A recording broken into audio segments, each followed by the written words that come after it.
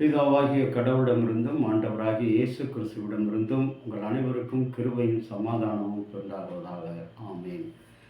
கர்த்தரை நோக்கி ஜெபம் செய்வோம். பரிசுத்தமுள்ள நல்ல ஆண்டவரே, நீ கொடுத்த இந்த புதிய மாதத்துக்காக, வருடத்தின் 3ஆம் மாதமாகிய மார்ச் மாதத்துக்காக நன்றி செலுத்துகிறோம். கர்த்ததாமே இந்த மாதத்தின் துவக்க நாள் காலையில் உங்களுடைய சன்னிதானத்தில் நாங்கள் வந்து உண்மை தோத்தரிப்பது, தொழுது கொள்வது, நன்றி செலுத்த உங்களுக்கு தலையாய கடமை சுவாமி. இப்பொழுதும் கூட கர்த்தாவே, இந்த மாதத்தில் நீர் எங்களுக்கு தந்திருக்கிற வாக்கு தத்துவத்தை நாங்கள் ஆர்வத்தோடு கேட்டு அதன் வழியில் பின்பற்றி நடக்க எங்களுக்கு துணை புரிந்துடும். இயேசு நாமத்தில் வேண்டுகிறோம் நல்ல பிதாவே. ஆமேன். கிறிஸ்து இயேசுவுக்குள் பிரியமான அன்பு இறை மக்களே, இந்த மார்ச் மாதம் என்பது நம் அனைவருக்கும் ஒரு ஆசீர்வாதமான ஒரு மாதம். இந்த மாதத்தை காணும்படியாக கடவுள் நமக்கு ஒரு பெரிய கிருபையை கொடுத்திருக்கிறார். இந்த காணொளி வழியாக இந்த மாதத்தின் வாக்கு தத்தத்தின் திட்டத்தை, சிந்தனையை உங்களோடு கூட பகிர்ந்து கொள்வதில் நான் கர்த்தருக்குள் மிகவும் மகிழ்ச்சி அடைகிறேன். இந்த மார்ச் மாதம் மார்டியஸ் என்ற ரோமானிய போர் கடவுளின் பெயரை தழுவி வந்த ஒரு மாதம். இதில் ரோமுலஸ், ரேமுஸ் என்ற கடவுளினுடைய பெயர்களினுடைய பின்னணியமாக வந்த ஒரு காரியம். இந்த மாதத்தில் பல்வேறு விதமான சிறப்பான காரியங்கள் இருக்கிறது. வனவிலங்கு பாதுகாப்பு நாள், உயிரினர் பாதுகாப்பு நாள், வானிலை பாதுகாப்பு நாள், இன்னும் உலக பெண்கள் தினம் என்றெல்லாம் பல்வேறு வகையில் இந்த மாதம் சிறப்புள்ள ஒரு மாதமாக இருக்கின்றது. இந்த மாதத்திலும் கூட நமக்கு கடவுள் கொடுத்திருக்கிற கடவுளுடைய வாக்கு தத்தம், அது சங்கீதம் 37 4வது வசனம். கர்த்தரிடத்தில் மனமகிழ்ச்சியாயிரு, அவர் உன் இருதயத்தில் வேண்டுதல்கள் நிறைவேற்றுவார் என்று சொல்கிறார். Delight thyself also in the Lord, and he shall give thee the desire of thine heart என்று சொல்லுகிறார். இந்த வாக்கு தத்தம் கடவுளிடத்தில் மனமகிழ்ச்சியாக இருக்கின்ற ஒரு வாழ்க்கை. இந்த சங்கீதத்தை குறித்து பார்க்கும்போது, இந்த சங்கீதம் தாவீதால் எழுதப்பட்ட ஒரு சங்கீதம்.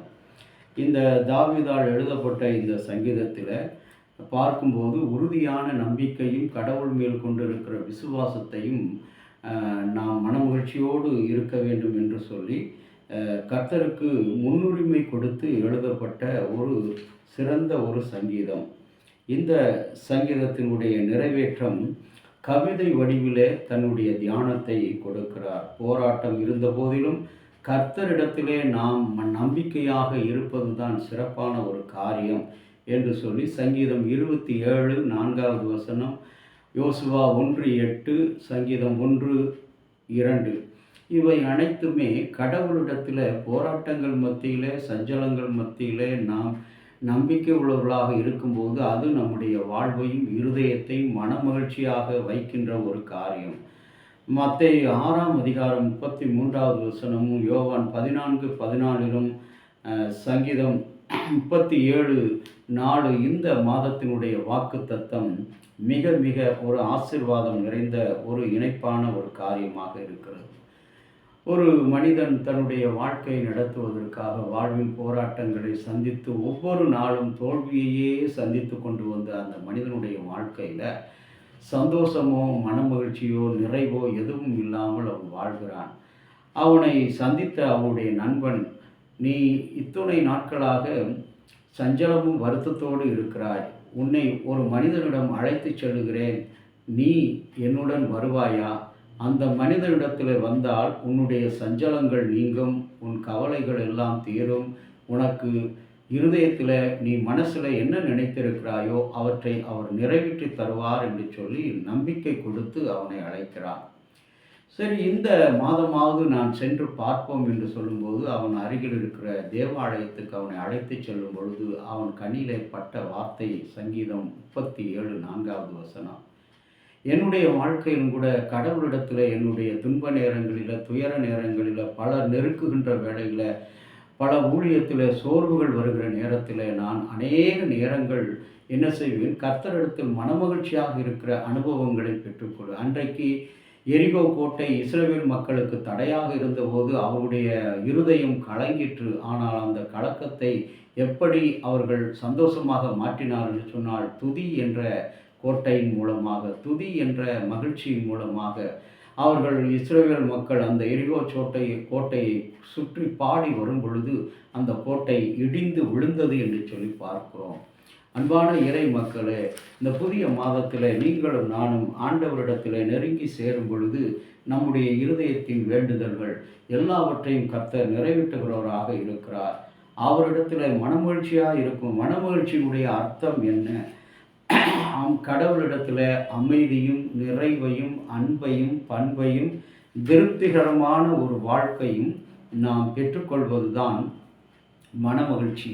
பூமியின் பொருள்களால், பூமியினுடைய ஆஸ்தியினால், பூமியில் இருக்கிற பதவி, பணம், பொருள் இவைகளினால எந்த ஒரு மனமகிழ்ச்சியோ நிறைவோ கிடையாது என்று சாலமோன் அரசன் அவன் அறிந்து கொண்டான். பிரசங்கி 1:2 எல்லாமே ஒன்றுமில்லை, எல்லாம் ஒன்றுமில்லை, ஒன்றுமில்லை என்று அறிந்தான். 1 தீமோத்தேயு 6:6 எல்லாவற்றுக்கும் சந்தோஷம் எப்படி கிடைக்கும் என்று சொன்னால், தேவ பக்தியுடன் கூடிய, திருப்தியுடன் கூடிய தேவ பக்தியே நம்முடைய வாழ்க்கையின் மகிழ்ச்சியாக இருக்கிறது என்று சொல்லி யோவான் 2:15-17 முதல் உலகத்தோடு நாம் எந்த ஒரு காரியத்தை இணைத்து கொள்ளக்கூடாது. நம்மை உலகத்தோடு இணைகின்ற மகனிடத்தில் பிதாவினுடைய அன்பு இல்லை. பிதாவின் அன்பு இல்லாத இடத்துல எப்படி மகிழ்ச்சி இருக்கும்?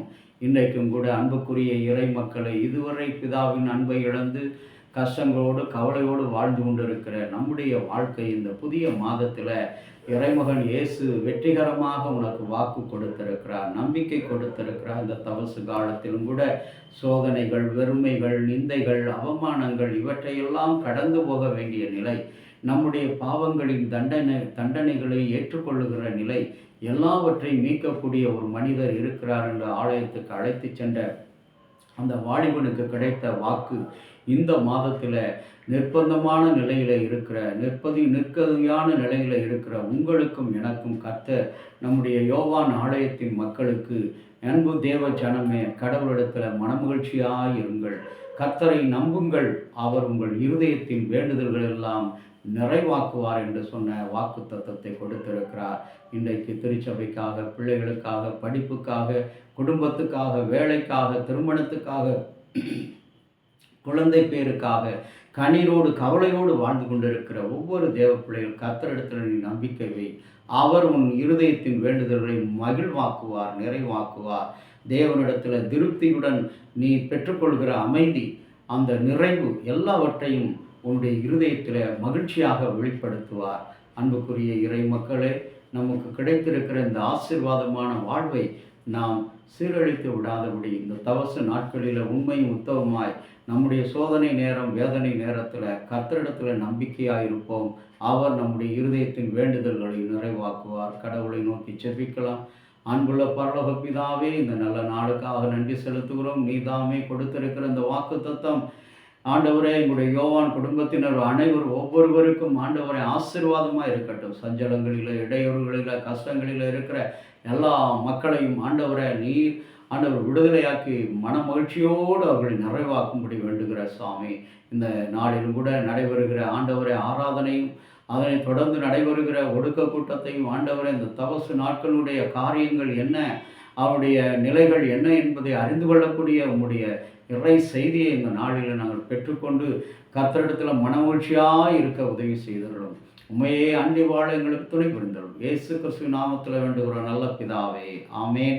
தந்தையாகிய கடவுளின் அன்பும் மைந்தராகிய இயேசுனுடைய அருளும் பரிசுத்த ஆவியினுடைய நல்ல உரம் பாதுகாப்பும் உங்கள் அனைவரோடு கூட இருப்பதாக. ஆமேன்.